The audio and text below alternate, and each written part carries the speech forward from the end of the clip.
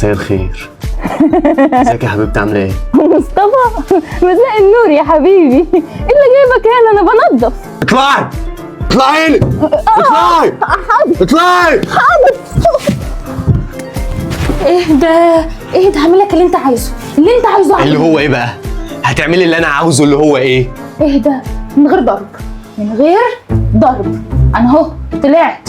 الفيزا بتاعتي كان فيها 5000 جنيه، اعمل استعلام عن رصيدي الاقي 75 جنيه، وديت فلوسي فين؟ ايه ده؟ هي الفيزا طلعت بتاعتك؟ ما كنتش اعرف، ده انا فاكراها بتاعت اختي. تلاقيني اتلخبطت. عادي، اهدى بس كده ومن غير ضرب ولا شتيمه، وانا هحاول ارجعهم لك، هحاول. ايه ده؟ ايه ده؟ انت بتعمل ايه؟ انا استحملت هبلك واستعباطك ده كتير. فيزة اختك اللي هتدخل جوه محفظتي، كلمتين اتنين مفيش غيرهم. يا تجيبي فلوسي دلوقتي يا تاخدي شنطه هدومك وتروحي عند امك. ايه ده يا مصطفى؟ الامور بتتاخد بشويش؟ دول يعني كام الف؟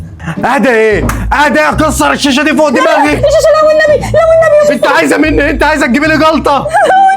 اكسر الشاشه ده على دماغي واخلص منك. انت عايز ايه؟ عايز ناخد شنطه هدومي وامشي؟ يلا يلا.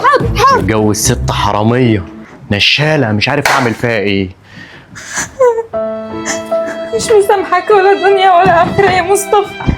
تطرد مراتك عشان شويه فلوس والكلاب تنهش في لحمية الشعر. خلاص ماشيه ماشيه ماشيه.